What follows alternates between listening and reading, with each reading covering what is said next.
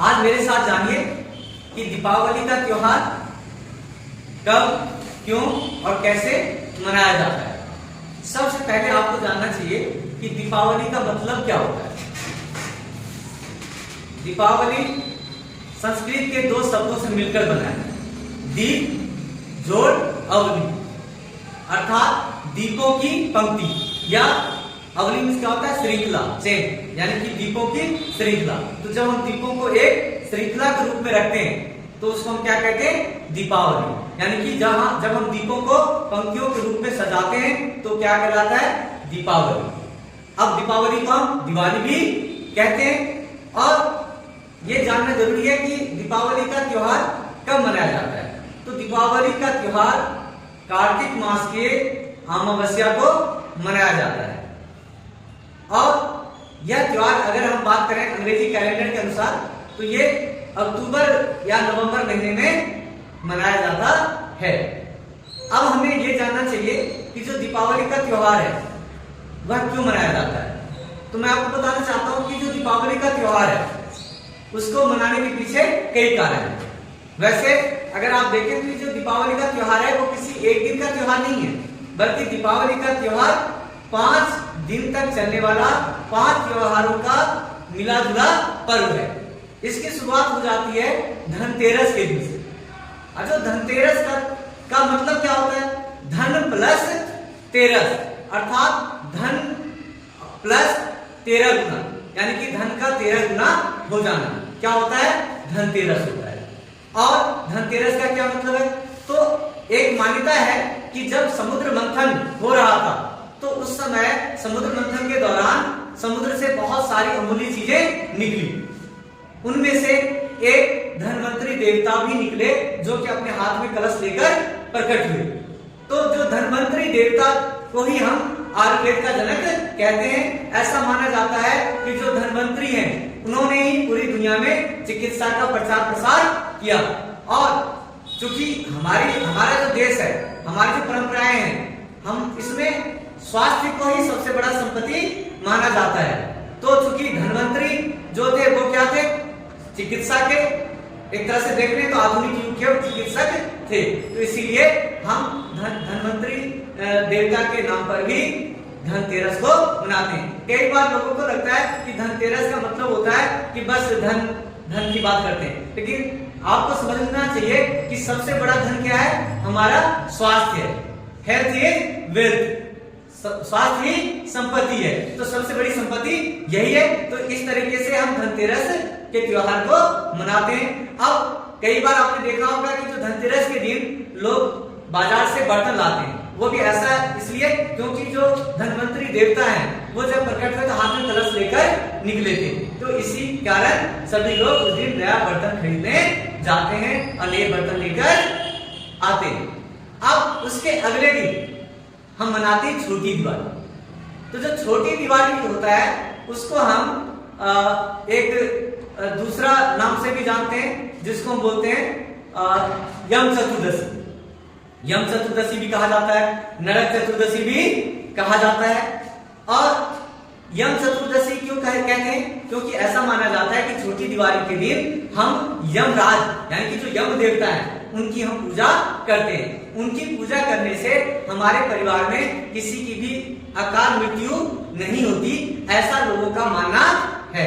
इसलिए लोग शाम के समय दीपक जलाते हैं छोटी दिवाली के दिन। दूसरा एक कारण है कि इसी दिन भगवान श्री कृष्ण ने असुर राजा नरकासुर का वध किया था। असुर राजा नरकासुर का वध किया था और इस कारण से इसको नरक चतुर्दशी कहा जाता है। उसके अगले दिन आता है दीपावली का त्योहार।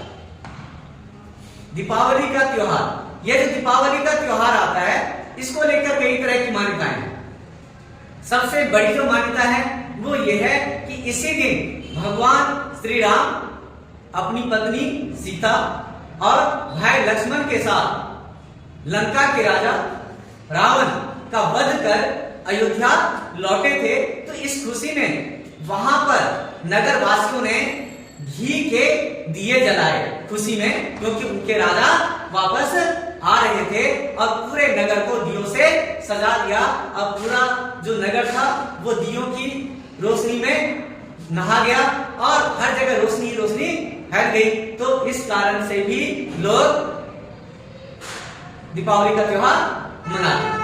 और दूसरा कारण है कि जब ये समुद्र मंथन हो रहा था तो उसमें धनवंतरी देवता के प्रकट होने के 2 दिन के बाद माता लक्ष्मी उसमें से प्रकट हुई, जो कि माता लक्ष्मी क्या है?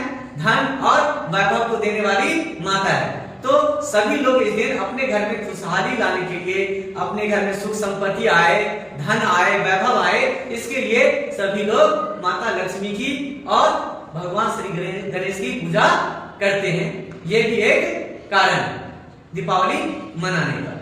अब दीपावली का त्योहार जब खत्म होता है तो दीपावली के त्योहार के अगले दिन गोवर्धन पूजा होती है। गोवर्धन पूजा के पीछे भी एक कारण है। गोवर्धन पूजा के पीछे कई कारण है, लेकिन मैं आपको एक इसकी कहानी बताता हूँ कि एक बार राजा इंद्र को बहुत अहंकार हो गया, तो भगवान श्री कृष्ण ने उनके अहंकार को तोड़ने के लिए ये पूरा खेल रचा, साजिश रची, जिसके तहत जो इंद्र थे वो बहुत गुस्सा हो गए, क्रोधित हो गए और उन्होंने लगातार ब्रजवासियों पर मूसलाधार बारिश करनी शुरू कर दी। तो भगवान श्री कृष्ण ने क्या किया? अपनी सबसे छोटी उंगली, जिसको कनिष्ठ उंगली कहते हैं, उसके ऊपर उठा लिया। किसको? गोवर्धन पर्वत को। और जितने भी गोपी, ग्वाल, बाल, गाय, बछड़े सभी उसके नीचे आकर रुक गए और 7 दिनों तक वह उसके ऊपर उठाए रखा। और उन्होंने शेष नाग को बोला कि वो चारों तरफ ऐसे बन जाए जैसे मेड़ बन जाए, जिससे कि पानी को आने से रोक दे। और ऊपर में, पर्वत के ऊपर सुदर्शन चक्र को खड़ा कर दिया, जिससे कि वो जो बरसात की, बारिश की जो रफ्तार है, वर्षा की जो रफ्तार है, उसको कम कर दे। और इस तरीके से 7 दिन तक उन्होंने अपनी उंगली पर उठाए रखा और सभी गोपी, ग्वाल, बाल की रक्षा हुई। उसके बाद जब 7वें दिन जब भगवान श्री कृष्ण ने अपने कनिष्ठ उंगली से उस गोवर्धन पर्वत को नीचे रखा तो सभी लोगों ने उसकी पूजा अर्चना करनी शुरू की। उसी दिन से ये पूजा उत्सव मनाया जाने लगा और इसीलिए हम गोवर्धन पूजा मनाते हैं। अब इसके अगले दिन एक त्योहार आता है जो है भाई दूज का। वैसे तो कई मान्यताएं हैं, कई तरह के परंपराएं हैं, लेकिन ऐसा माना जाता है कि जब भगवान श्री कृष्ण नरकासुर का वध करके वापस लौटे तो उनकी बहन सुभद्रा, उन्होंने अपने भाई श्री कृष्ण की माथे पर तिलक लगाकर पूजा अर्चना की, उनका अभिनंदन किया। तो उस दिन से सभी भाई बहन ये त्योहार को मनाते हैं। इससे भाई और बहन के बीच जो प्रेम है और स्नेह है वो और अधिक बढ़ता है। इस तरीके से आप देखिए कि दीपावली एक दिन का त्योहार नहीं बल्कि ये पूरे 5 दिनों तक चलने वाला त्योहार है। और उसके बाद आप जैसा जानते हैं कि जो दीपावली के त्योहार के दिन हम सब भी बहुत बाजार से बहुत सारी चीजें लाते हैं, मकान को, घर को सजाते हैं, पुताई कराते हैं, पेंटिंग करते हैं, मिठाइयाँ खाते हैं, मिठाइयाँ बांटते हैं। लेकिन सही मायने में सच्ची दीपावली और सच्ची दिवाली वो है जब आप केवल अपने लिए नहीं सोचते बल्कि जो दूसरे लोग हैं, जो सक्षम नहीं है, आप उनके घर में भी कुछ देते हो, जिससे कि उनके भी घर में जो प्रकाश है वो फैले। इसका धन का, वैभव का, सुख का, समृद्धि का, सभी के अंदर इस तरह का वैभव का संचार हो। और कि कुछ लोगों के अंदर कुरीतियां भी हैं। कुछ लोग इस दिन, दीपावली के दिन टोना, टोटका और जुआ खेलना, इस तरह की चीजें भी करते हैं जो कि बिल्कुल ही गलत है। तो ऐसी चीजों से हम सभी को बचना चाहिए और आप सबके जीवन में यह त्योहार प्रकाश लेकर आए। आपकी ये दीप केवल गली मोहल्लों में केवल रोशनी का ना बने बल्कि सबके दिलों में भी प्रकाश फैले।